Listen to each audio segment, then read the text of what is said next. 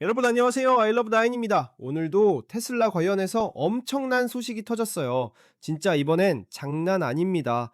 일론 머스크가 또 한 방 날렸는데요. 이번엔 로보택시 얘기예요. 2025년 끝나기 전에, 그러니까 앞으로 딱 2달 안에 테슬라 로보택시를 오스틴에 500대, 베이에어리어에 1000대까지 확대하겠다는 거예요. 아니 지금이 10월 31일인데 10월 31일까지 남은 게 2달밖에 안 남았잖아요. 이게 가능해? 싶으시죠? 근데 일론 머스크가 직접 입을 열었어요. 올인 팟캐스트에 나와서 이 얘기를 했는데 진짜 구체적으로 숫자까지 다 공개했거든요. 오늘 영상 끝까지 보시면 테슬라 로보택시가 얼마나 빠르게 확장되고 있는지, 그리고 앞으로 우리 일상이 어떻게 바뀔지 확실하게 아실 수 있을 거예요. 영상 재밌게 보시고 구독과 좋아요, 알림 설정까지 꾹 눌러주시면 정말 감사드릴게요. 그럼 바로 시작할게요. 자, 먼저 이번 소식의 핵심부터 정리해 드릴게요. 일론 머스크가 올인 팟캐스트에 출연했어요. 올인 팟캐스트 아시죠? 실리콘밸리 투자자들이랑 기업인들이 나와서 진짜 솔직하게 얘기하는 그 팟캐스트요. 거기서 머스크가 테슬라 로보택시 얘기를 꺼냈는데 진짜 구체적이었어요. 머스크는 이렇게 말했어요. 우리는 차량 대수를 늘리고 있습니다. 만약 1000대가 있으면 어떻게 될까요? 아마도 올해 말까지 베이에어리어에 1000대 이상, 오스틴 광역권에는 500대 이상을 배치할 겁니다. 여기서 베이에어리어가 어딘지 아시죠? 샌프란시스코 중심으로 한 실리콘밸리 일대를 말하는 거예요. 테슬라 본사도 있고 테크 기업들이 몰려있는 그곳이죠. 오스틴은 텍사스 주에 있는 도시인데 테슬라가 기가팩토리도 짓고 본사도 옮기면서 엄청나게 투자하고 있는 곳이에요. 그런데 지금 4분기가 시작된 지 한 달밖에 안 지났거든요. 10월 31일 기준으로 이 기사가 나왔는데 12월 31일까지 남은 기간이 정확히 2달이에요. 8주밖에 안 남았다는 거죠. 이 짧은 기간 안에 오스틴 500대, 베이에어리어 1000대, 총 1500대를 배치하겠다는 건데 솔직히 이게 얼마나 공격적인 목표인지 아세요? 기사에서도 이렇게 표현했어요. 4분기에 2달밖에 안 남았기 때문에 테슬라 로보택시 팀은 앞으로 8주 동안 엄청나게 바쁠 것이다.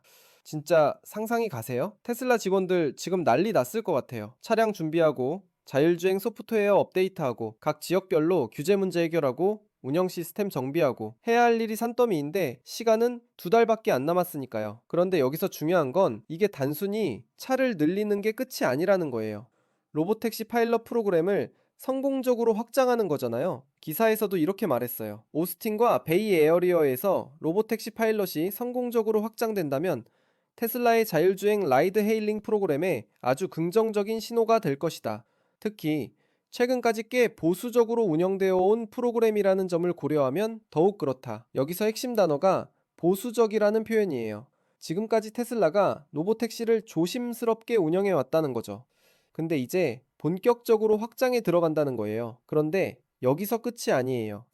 진짜 충격적인 건 지금부터예요. 일론 머스크가 3분기 실적 발표 컨퍼런스 콜에서도 비슷한 얘기를 했거든요. 그때 한 말이 정말 중요한데요.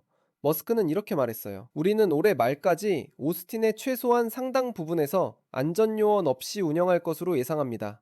그러니까 몇 달 안에 최소한 오스틴의 일부 지역에서는 안전요원이 전혀 없을 것으로 기대합니다. 우리는 배치에 있어서 매우 신중하게 접근하고 있습니다. 이게 무슨 뜻이냐면요. 지금까지는 로보택시에 안전요원이 타고 있었어요. 혹시 모를 상황에 대비해서 사람이 차 안에 있었던 거죠. 근데 이제 그 안전요원마저 없애고 진짜 완전 자율주행으로 간다는 거예요. 여러분 이게 얼마나 큰 변화인지 아세요? 운전석에 아무도 없는 차가 손님을 태우고 도시를 돌아다닌다는 거잖아요. SF 영화에서나 보던 일이 현실이 되는 거예요. 그것도 올해 안에요. 12월 31일까지 남은 게 2달인데 오스틴의 상당 부분에서 안전요원 없는 완전 자율주행 로보택시가 돌아다닐 거라는 거죠. 사실 일론 머스크는 예전부터 계속 얘기해왔어요. 테슬라의 FSD, 그러니까 풀 셀프 드라이빙 기술이랑 로보택시 네트워크가 테슬라의 미래 가치를 결정할 거라고요. 기사에서도 이렇게 설명하고 있어요. 일론 머스크는 과거부터 테슬라의 FSD, D와 로보택시 네트워크가 회사의 미래 가치 평가와 잠재력에 엄청난 역할을 할 것이라고 분명하게 밝혀왔다. 이게 무슨 의미냐면요. 테슬라가 단순히 전기차 회사가 아니라는 거예요. 자율주행 기술 회사이자 모빌리티 서비스 회사로 진화하고 있다는 거죠. 생각하고 보세요. 지금 우버나 리프트 같은 라이드 헤일링 서비스 쓰시잖아요. 근데 거기는 사람 운전사가 있어요. 운전사한테 돈 줘야 하고 피곤하면 쉬어야 하고 사람이니까 실수도 할 수 있고요. 근데 로보택시는 어때요? 24시간 쉬지 않고 돌아다닐 수 있어요. 운전사 인건비도 없고 항상 일정한 품질의 서비스를 제공할 수 있죠. 게다가 테슬라는 차도 직접 만들고 자율주행 소프트웨어도 직접 개발하고 서비스까지 직접 운영하니까 완전히 수직 계열화가 된 거예요. 이게 얼마나 큰 시장이 될지 상상이 가세요? 전 세계 라이드 헤일링 시장이 수천억 달러 규모거든요. 테슬라가 여기서 주도권을 잡으면 회사 가치가 지금의 몇 배로 뛸 수도 있는 거예요. 그럼 지금 테슬라 로보택시가 어떤 상태인지 좀 더 자세히 볼게요. 기사에서는 이렇게 설명하고 있어요. 테슬라의 로보택시 파일럿은 아직 초기 단계에 있지만 오스틴과 베이 에어리어의 프로그램이 곧 주목할 만한 업데이트를 맞이할 것으로 보인다. 초기 단계라는 게 중요해요. 아직 완전히 상용화된 건 아니고 파일럿 프로그램을 운영하고 있는 거죠. 테스트하면서 데이터 모으고 문제점 파악하고 개선하고 이런 과정을 거치고 있는 거예요. 근데 이제 본격적으로 규모를 키우는 단계로 접어든 거예요. 오스틴 500대, 베이 에어리어 1000대면 장난 아닌 규모잖아요.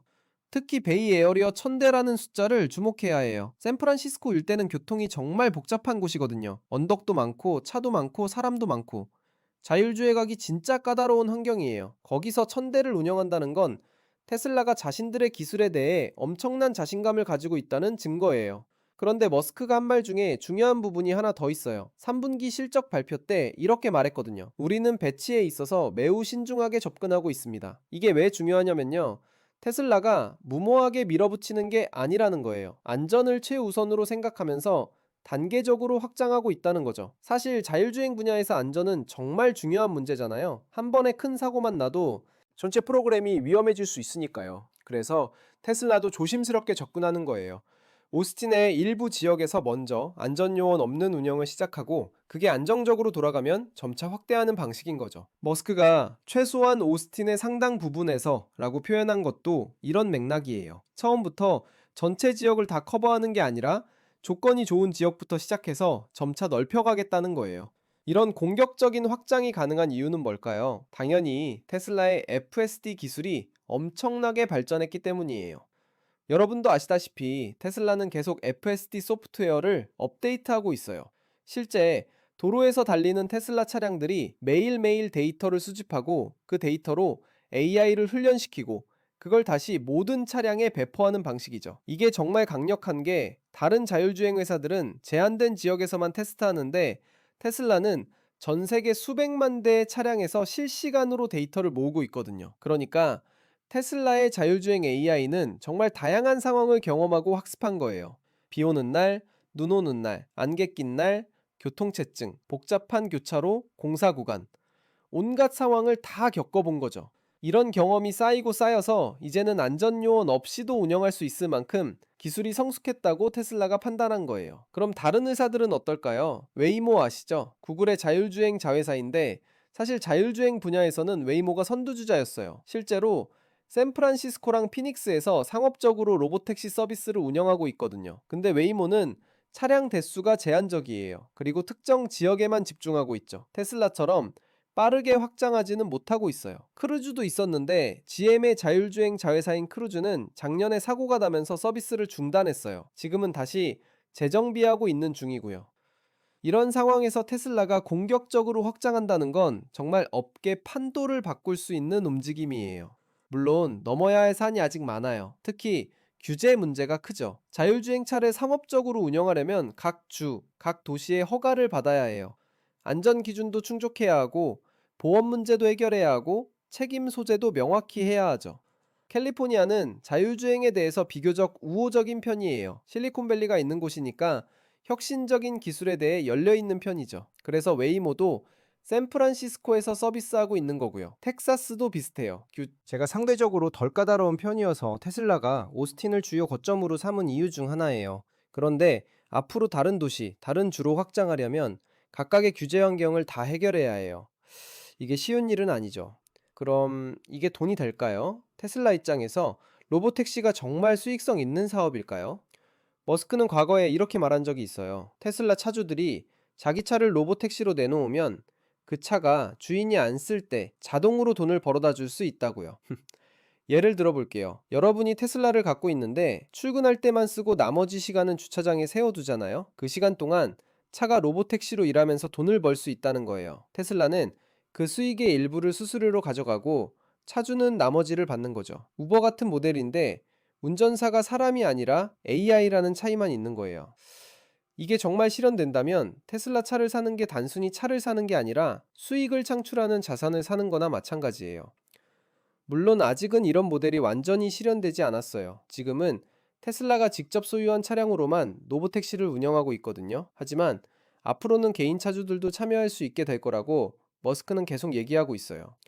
그런데 이런 변화가 가져올 사회적 영향도 생각해 봐야 해요. 로보택시가 확산되면 운전을 직업으로 하는 사람들은 어떻게 될까요? 택시기사, 우버 드라이버, 트럭 운전사. 이분들의 일자리가 위협받을 수 있어요. 미국만 해도 운전을 직업으로 하는 사람이 수백만 명이에요. 이게 자동화되면 엄청난 사회적 변화가 일어나는 거죠. 물론 새로운 일자리도 생길 거예요. 자율주행차를 관리하고, 정비하고, 소프트웨어를 개발하고, 새로운 형태의 일자리들이 만들어지겠죠. 하지만 운전 일자리를 잃는 사람들이 바로 그런 새 일자리로 이동할 수 있을까요?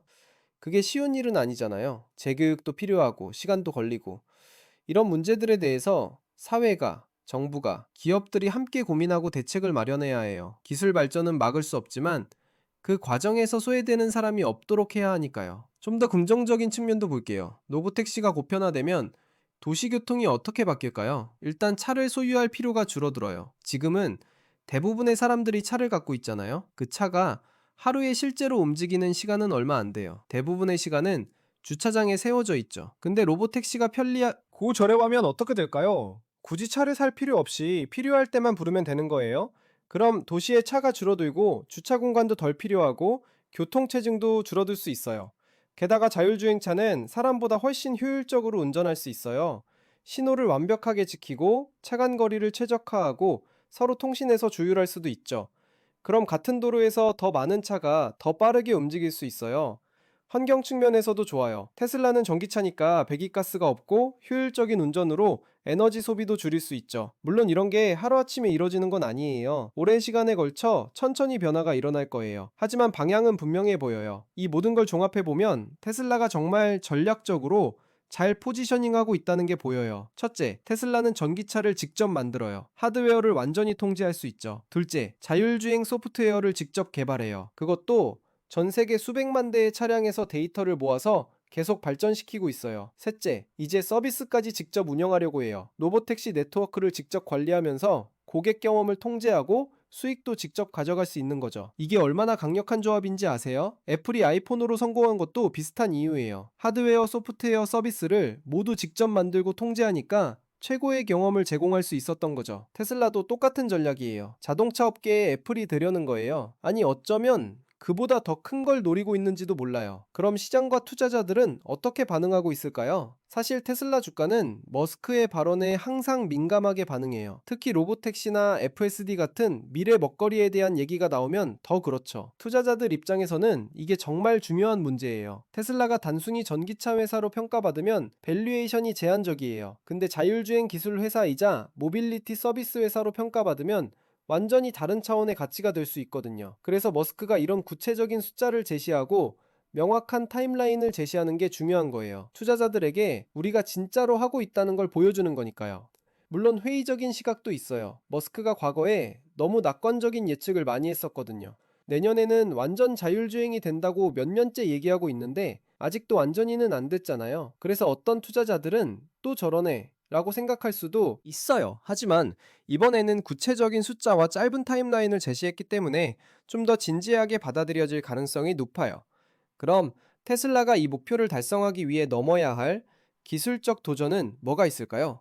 일단 가장 큰 게 엣지 케이스 문제예요. 엣지 케이스가 뭐냐면 아주 드물게 발생하지만 처리하기 어려운 상황들이에요. 갑자기 도로에 물건이 떨어져 있다든지, 교통경찰이 수신호로 교통을 통제한다든지, 공사 구간에서 임시 표지판이 복잡하게 설치되어 있다든지, 이런 예상치 못한 상황들이 정말 많거든요. 사람은 이런 상황을 보면 직관적으로 판단할 수 있어요. 경험과 상식을 동원해서 아, 저건 이렇게 해야겠구나 하고 바로 반응하죠. 근데 AI한테는 이게 어려운 문제예요. 테슬라가 수백만 대의 차량에서 데이터를 모으는 이유도 바로 이거예요. 최대한 많은 엣지 케이스를 경험하고 학습해서 어떤 상황에서도 대응할 수 있게 만들려는 거죠. 그리고 날씨 문제도 있어요. 비 오는 날, 눈 오는 날. 안개 낀 날. 이런 날에는 카메라로 주변을 인식하기가 어려워요. 테슬라는 라이다 없이 카메라만으로 자율주행을 구현하고 있거든요. 그래서 시야가 나쁜 상황에서 어떻게 안전하게 운행할지가 큰 과제예요. 또 도시마다 운전 문화가 달라요. 샌프란시스코랑 오스틴의 교통 패턴이 다르고 거기서 또 뉴욕이나 LA로 가면 완전히 다른 환경이에요. 각 도시의 특성에 맞게 AI를 조정하고 최적화하는 작업도 필요하죠. 기술만 해결된다고 끝이 아니에요. 실제로 1,500대의 로보택시를 운영하려면 엄청난 인프라가 필요해요. 먼저 충전 인프라죠. 전기차니까 계속 충전해야 하잖아요. 1,000대가 베이에어리어에서 24시간 돌아다니려면 충전소가 엄청나게 많이 필요해요. 그것도 전략적으로 잘 배치되어 있어야 하고요. 테슬라는 슈퍼차저 네트워크를 이미 갖고 있으니까 유리하긴 해요. 하지만 로보택시 전용 충전 시설도 추가로 필요할 거예요. 손님 태우러 가는 중에 배터리 떨어지면 안 되니까 충전 스케줄도 최적화해야 하고요. 그리고 정비 문제도 있어요. 차가 고장나거나 사고가 나면 어떻게 할 건가요? 빠르게 정비하고 다시 투입할 수 있는 시스템이 필요해요. 정비센터, 부품 재고, 정비 인력, 이런 것들을 다 갖춰야 해요. 청소도 중요해요. 손님이 내리고 나면 차 안을 청소해야 하잖아요. 사람이 직접 청소하는 건지 자동화된 청소 시스템을 만드는 건지 이것도 고민해야 할 부분이에요. 그리고 고객 지원 시스템도 필요해요. 손님이 앱에서 차를 부르고 목적지를 입력하고 문제가 생기면 바로 도움을 받을 수 있어야 해요. 24시간 콜센터 운영도 필요하고 긴급 상황 대응 시스템도 갖춰야 하죠.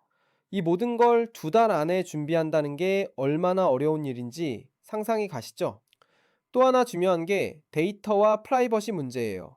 로보택시는 운행하면서 엄청난 양의 데이터를 수집해요. 차량의 위치, 이동 경로, 승객 정보, 주변 환경. 이 모든 게 기록되고 테슬라 서버로 전송되죠. 이 데이터를 어떻게 관리하고 보호할 건가요? 해킹 당하면 어떻게 하고요? 개인정보가 유출되면 어떻게 할 건가요? 특히 유럽 같은 곳은 GDPR 같은 강력한 개인정보 보호 규정이 있어요. 미국도 주마다 규정이 다르고요. 이런 법적 요구사항을 다 충족하면서 서비스를 운영해야 해요. 그리고 데이터를 어떻게 활용할 건지도 중요해요. 테슬라는 이 데이터로 AI를 계속 훈련시킬 거잖아요. 근데 승객들이 동의한 건가요? 데이터 활용에 대한 명확한 정책과 동의 절차가 필요해요. 보안 문제도 심각해요. 만약 누군가 테슬라 시스템에 해킹해서 차량을 조종할 수 있다면 생각만 해도 끔찍하잖아요. 사이버 보안을 철저히 해야 해요. 보안 문제도 복잡해요. 지금까지는 사람이 운전했으니까 사고 나면 운전자가 책임지고 운전자 보험으로 처리했어요. 근데 자율주행차가 사고를 내면 누가 책임지나요? 차주? 근데 차주는 운전 안 했는데요. 테슬라? 테슬라는 차를 만들고 소프트웨어를 개발한 거지 직접 운전한 건 아니잖아요. 승객? 승객은 그냥 탔을 뿐인데요. 이게 법적으로 아직 명확하게 정리되지 않은 부분이 많아요. 각 주마다 법이 다르고 판례도 아직 많이 쌓이지 않았어요. 테슬라는 아마 자체 보험을 들거나 보험사와 특별한 계약을 맺을 거예요. 로보택시 전용 보험 상품 같은 걸 만들어야 할 수도 있죠. 보험료도 어떻게 책정할 건지 문제예요. 자율주행차가 사람보다 안전하다면 보험료가 더 싸야 하는 건가요? 아니면 기술이 아직 검증 단계니까 더 비싸야 하는 건가요? 사고가 났을 때 책임 소재를 밝히기 위해 차량의 모든 데이터를 기록하는 블랙박스 같은 시스템도 필요해요. 누가 잘못했는지, 무엇이 문제였는지 정확히 파악할 수 있어야 하니까요. 시장 상황도 빠르게 변하고 있어요. 웨이모는 이미 상업 서비스를 운영하고 있고 계속 확장하고 있어요. 최근에 로스앤젤레스 진출도 발표했거든요. 중국에서는 바이두가 로보택시 서비스를 하고 있고 규모도 빠르게 키우고 있어요. 애플도 한때 자율주행 프로젝트를 했었는데 최근에 중단했죠. 우버도 자율주행 도문을 매각했고요. 경쟁이 치열하면서도 동시에 많은 업체들이 어려움을 겪고 있는 상황이에요. 이런 환경에서 테슬라의 강점은 뭘까요? 바로 규모의 경제예요. 이미 수백만 대의 차량을 팔았고 그 차들이 매일 데이터를 보내고 있어요. 이런 데이터 양은 다른 회사가 따라올 수 없는 수준이에요. 게다가 테슬라는 차량 생산 능력도 갖추고 있어요. 다른 자율주행 회사들은 차를 직접 안 만들고 다른 회사 차에 자기네 기술을 얻는 방식이잖아요. 테슬라는 처음부터 자율주행을 염두에 두고 차를 설계하고 만들 수 있어요. 그리고 브랜드 파워도 있어요. 테슬라 하면 혁신적이고 미래지향적인 이미지가 있잖아요. 사람들이 테슬라 로보택시를 타고 싶어 할 거예요. 물론 약점도 있어요. 테슬라는 라이다를 안 쓰고 카메라만 쓰는데 이게 정말 충분한가에 대해서는 논쟁이 있어요. 그리고 머스크의 낙관적인 예측들이 계속 빗나가면서 신뢰도 문제도 있고요. 미국에서 성공하면 다음은 어디일까요? 유럽? 유럽은 규제가 까다로워요. 자율주행에 대한 기준이 엄격하고 각 나라마다 법이 다르고 진입하기 쉽지 않을 거예요. 중국? 중국은 거대한 시장이지만 외국 기업이 들어가기 어려운 구조예요. 데이터를 중국 내에 보관해야 한다는 규정도 있고 정부의 통제도 강하죠. 게다가 중국 자체 업체들이 이미 강력하게 성장하고 있어요. 아시아의 다른 나라들, 한국, 일본, 싱가포르 같은 곳들도 가능성이 있어요. 기술 수용도가 높고 인프라도 잘 갖춰져 있으니까요. 중동, 두바이 같은 곳은 혁신진적인 기술을 적극적으로 도입하는 편이에요. 스마트 시티 프로젝트도 많고요. 테슬라가 진출하기 좋은 시장일 수 있어요. 하지만 당분간은 미국 시장에 집중할 가능성이 높아요. 일단 미국에서 확실하게 자리 잡고 수익성을 증명하고 그 다음에 해외로 확장하는 게 안전한 전략이니까요. 그럼 일반 사람들은 로보택시를 받아들일까요? 사실 이게 되게 중요한 문제예요. 기술이 완벽해도 사람들이 안 쓰면 소용없잖아요. 설문조사를 보면 자율주행에 대한 태도가 양분되어 있어요. 젊은 층이나 기술에 익숙한 사람들은 긍정적인 편이에요.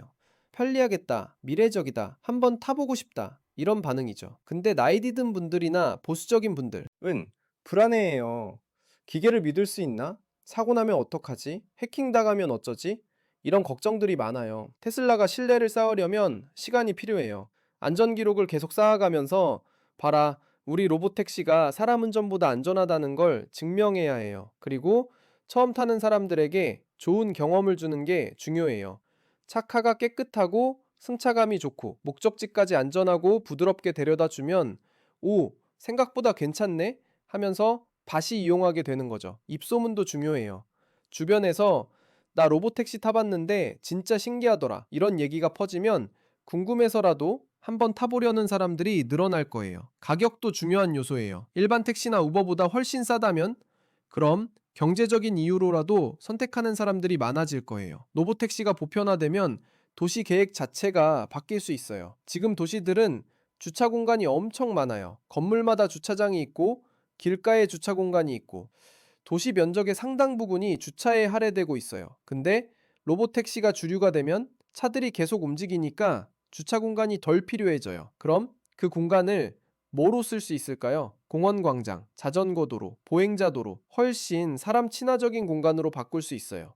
도로 설계도 달라질 수 있어요. 자율주행차들이 서로 통신하면서 조율할 수 있다면 신호등이 덜 필요할 수도 있어요. 차선도 지금보다 좁게 만들 수 있고요. 일부 도시들은 이미 이런 미래를 준비하고 있어요. 스마트 시티 프로젝트에서 자율주행을 중심으로 한 교통 시스템을 계획하고 있거든요. 물론 이런 변화가 당장 일어나진 않아요. 수십 년에 걸쳐 천천히 진행될 거예요. 하지만 시작은 지금이에요. 테슬라 같은 회사들이 로보택시를 상용화하면서 조금씩 변화가 시작되는 거죠. 환경 측면에서도 로보택시는 긍정적일 수 있어요. 일단 테슬라 로보택시는 전기차니까 배기가스가 없어요. 도심 대기질이 좋아지는 거죠. 그리고 카쉐어링 효과가 있어요. 한 대의 로보택시가 여러 사람을 태우니까 전체적으로 차량 대수가 줄어들 수 있어요. 차를 만드는데도 자원과 에너지가 들어가는데 차를 덜 만들어도 되니까 환경에 좋은 거죠. 효율적인 운전도 에너지 절약에 도움이 돼요. AI는 최적의 경로를 찾고 가속과 감속을 부드럽게 하고 불필요한 공회전을 없애요. 같은 거리를 가더라도 에너지를 덜 쓰는 거예요. 물론 반대 의견도 있어요. 로보택시가 너무 편리야, 이건 오히려 사람들이 대중교통을 덜 이용하고 로보택시를 더 많이 쓸 수 있다는 거예요. 그럼 전체 교통량이 늘어나서 환경에 나쁠 수도 있다는 주장이죠. 이건 어떻게 운영하느냐에 달려 있어요. 로보택시를 대중교통과 잘 연계해서 대중교통을 보완하는 역할로 쓴다면 괜찮을 거예요. 예를 들어 지하철역에서 집까지 라스트 마일을 로보택시로 해결한다든지 하는 식으로요. 로보택시는 테슬라의 다른 사업들과도 연결돼요. 에너지 사업이 있잖아요. 테슬라는 태양광 패널이랑 배터리 저장 시스템도 만들어요. 로보택시 충전소에 태양광 패널을 설치하고 배터리로 에너지를 저장하면 친환경적이면서도 효율적인 시스템을 만들 수 있어요. 그리고 AI 기술이 발전하면 다른 분야에도 응용할 수 있어요. 테슬라봇 같은 휴머노이드 로봇도 개발하고 있잖아요. 자율주행에서 쌓은 AI 기술이 로봇 개발에도 도움이 될 거예요. 데이터 비즈니스도 가능해요. 로보택시가 수집한 교통 데이터, 도시 인프라 데이터 같은 걸 다른 기업이나 정부에 판매할 수도 있어요. 물론 개인정보는 제외하고요. 광고 비즈니스도 생각해 볼 수 있어요. 로보택시 안에 디스플레이를 설치해서 광고를 보여줄 수도 있죠. 승객이 가는 경로나 관심사에 맞춘 맞춤형 광고도 가능하고요. 이렇게 로보택시를 중심으로 다양한 사업이 연결되면 테슬라의 전체 비즈니스 생태계가 더 강력해지는 거예요. 자, 그럼 다시 핵심으로 돌아와서 정말로 2025년 말까지 가능할까요? 솔직히 말하면 엄청 도전적인 목표예요. 두 달 안에 1,500대를 배치한다는 건 정말 쉽지 않은 일이거든요. 차량을 준비하는 것부터가 일이에요. 500대, 1000대의 차를 생산하거나 확보해야 하고 로보택시 사양으로 세팅해야 해요. 소프트웨어 업데이트하고 센서 체크하고 테스트하고 그리고 각 지역별로 허가도 받아야 해요. 오스틴이랑 베이 에어리어의 관계 당국과 협의해서 운영 허가를 받아야 하죠. 충전 인프라, 정비시설 운영센터 이런 것들도 다 준비되어야 해요. 과거 머스크의 예측들을 보면 낙관적인 경우가 많았어요. 내년에 완전 자율주행이라고 몇 년째 얘기하고 있잖아요. 그래서 이번에도 목표 달성이 어려울 거라고 보는 사람들이 많아요. 하지만 이번엔 좀 달라요.